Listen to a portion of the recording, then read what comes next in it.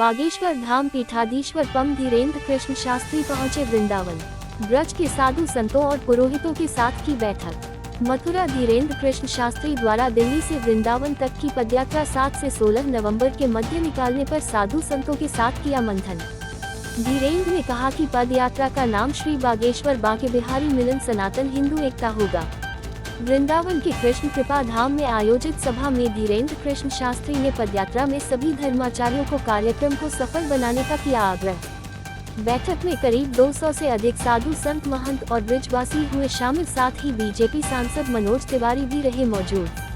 बैठक में निर्णय लिया गया कि पदयात्रा में हिंदू राष्ट्र को लेकर लोगों को एकजुट करना लक्ष्य होगा और साथ ही ब्रज में मांस मदिरा की बिक्री पर रोक लगाने के लिए लोगों को जागरूक करेंगे। मथुरा से राजू कश्यप की रिपोर्ट। क्या लगता है कि यात्रा की जरूरत इसलिए पड़ रही है, भारत को पुनः खंड खंड करने की तैयारी है। भारत में लगातार विदेशी ताकतें सक्रिय हैं। सनातनीय परंपरा पर लगातार उंगली उठाई जा रही है।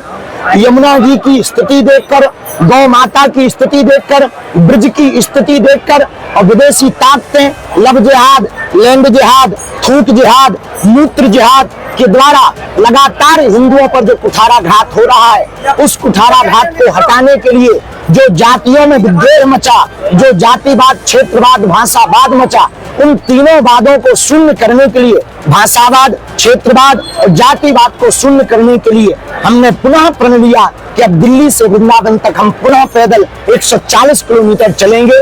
इस कात्यायनी माता मंदिर से चलकर श्री धाम वृंदावन आएंगे। बांके बिहारी के दर्शन करके यमुना महारानी के क्षेत्र में पद यात्रा को विराम देंगे। सनातन की सरकार है, सनातन की मांग करी जा रही है जी।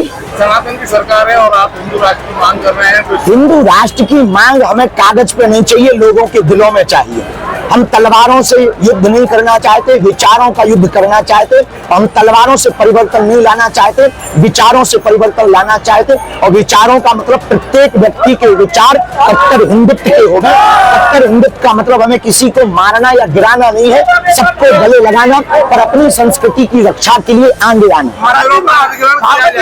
पहले से हिंदू राष्ट्र घोषित है, अब घोषित की तरफ में जो हिंदू राष्ट्र मानेगा उससे फायदा होगा, जो नहीं मानेगा नुकसान होगा। बिल्कुल बात सही है। भारत हिंदू राष्ट्र ही है, जहां बहुसंख्यक हिंदू हो वह हिंदू राष्ट्र ही है।